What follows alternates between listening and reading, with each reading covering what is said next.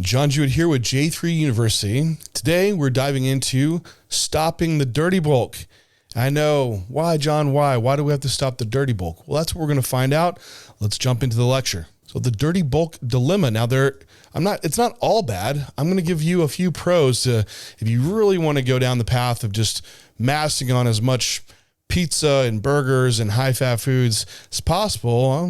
That's your prerogative, and you definitely can do that. I wish maybe we should define what exactly even is a dirty bulk. And the idea, at least when I did this, this is more so in my powerlifting days. When you're powerlifting, it doesn't really matter how you look as long as you're really, really strong. But it would basically be just eat in a large calorie surplus and gain weight, and it typically was more with high fat laden foods.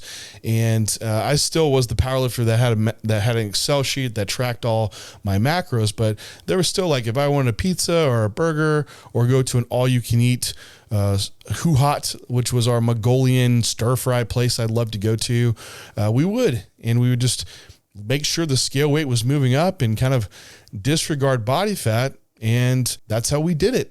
And I did that in bodybuilding to a degree. I got pretty fat in 2015 for that off season. I was up to 230 pounds. This is my heaviest I'd ever been at that time point. And I thought, okay, I'm going to be a light heavyweight on stage, 198 pounds. And I start dieting, and it's not looking good. I end up having to get down to 184 pounds, and then I cut down to middleweights. So I end up having to lose nearly 50 pounds of body weight to get down, which made for a prep that was not fun. It was a fast rate of fat loss, and it was barely hanging on to training performance throughout that phase.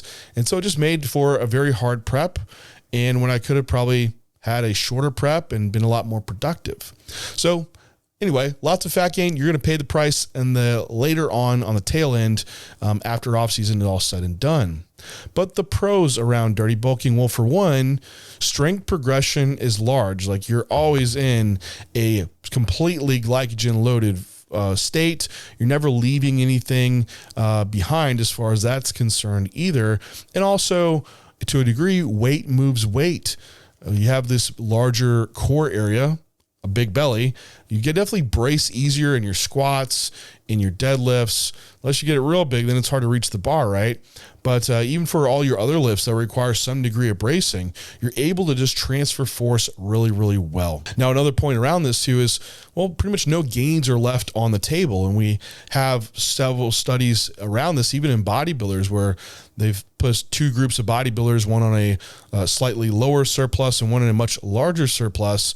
And the one in the larger surplus, actually, of course, they gained more muscle mass. However, it was like 4 times the body fat gain versus the lower caloric surplus group. So to some degree, there's a balance between these. We know we need probably some degree of fat gain to occur to make sure we don't leave much on the table, but also not reaching the point where it's so excessive that we're going to have to pay back all this fat gain and pull it off later on. The last point, say, hey, it's fun. Like, if you're not eating, just chicken and rice for every meal, and you're able to implement like fun foods all the time and go out to eat, hey, you can have a lot of fun doing so. But there definitely are some cons around the dirty bulk. And this is definitely speaking to the enhanced side, is that you're also taking PEDs, steroids, which create a lot of dilemma around health for oxidative stress, inflammation to all these organ systems. They can derange your metabolic profile. You add that on top of a very poor westernized diet, which is high in fat, excess calories, lots of sugars, equals like very fast rates of health metric decline. And the problem around that too is that you end up running into bottlenecks around progress, and then a quick shift into partitioning more towards fat gain and less towards muscle. And then your pumps start to decline, which is not as fun either. So training's not as enjoyable. And then more fat gain equals more potential for rise in blood pressure as well. So that second point there, that disproportionate amount of body fat to muscle gain, is exactly what we see in, for one, the research, but especially when you're getting to this poor health metric side of the equation, where we actually can see just more is getting shuttled towards body fat. Yeah, because potentially also in your off season, muscle gain rates could slow down as you build more muscle. So if you're still relying on the same caloric surplus, more is going to be going towards body fat. The third point here is a long contest prep time and fatigue management can be very problematic. Like I mentioned earlier with my first prep that I did, where I came off a very high body fat, went to a very long duration prep and a very aggressive prep. So if you want that prep where you're able to eat into the show, you're having refeeds, you're having more rest time, and you actually maintain your strength through to the stage. So all that strength gain and muscle gain that you had in the off season, you're able to carry that out throughout your prep. What that we see is works best is a slow rate of fat loss, like something like 1% body weight loss per week, and then tapering that down as you get closer to your show. If you're having to push the pedal down the entire time, it creates a very large deficit when you're at very lean body fats, which causes more fatigue and more problems to manage all of that. So you have a very much even greater chance of losing tissue, even if you're taking physique enhancing drugs. And if you're spending this much more time on contest prep versus having a shorter prep, that also leaves less time in your off season to actually make improvements. The other detriment, and what I just alluded to, is that off season runway of where you potentially should have 30 to probably 40 weeks of off season time might get cut down to like 16 to 20 weeks if you take most of your fat gain within that first week's time. What I see happen is a lot of people really within the post-show phase is they add a lot of their body fat on, and then throughout the rest of the off season, they're nearly like maintaining, because they're like, I still have body fat. I don't want to get any fatter, but I still want to make gains, but I also don't want to do a fat loss phase. So it runs into just doing a lot of this kind of maintaining throughout the off season, and gaintaining is not really quite a thing at the level for bodybuilding. You really need to make sure you're clearly committing to one phase or the other, whether it's massing or fat loss.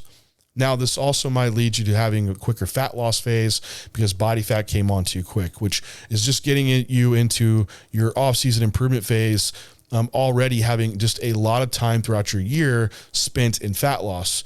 Then add on contest prep, and most of your bodybuilding year is an entire fat loss phase. The other issue around this is training stamina will lessen. And with being just a higher body fat, poor metabolic health, you're going to get gassed out a lot easier, especially if you're eating like a ton of high sodium foods. If you're an enhanced bodybuilder using growth hormone, testosterone, you're going to make you retain even more water than what you would be if you stayed leaner. What that means, if you have less stamina, is your work capacity won't be as great. So your recovery between sets, your ability to work at a high rate, which means like a set per set output, will decline.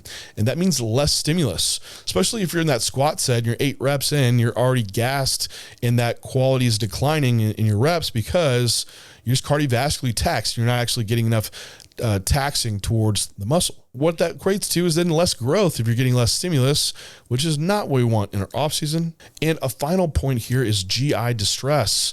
If you're eating all these foods, they can cause a lot of problems with gastric issues, especially around PD usage too.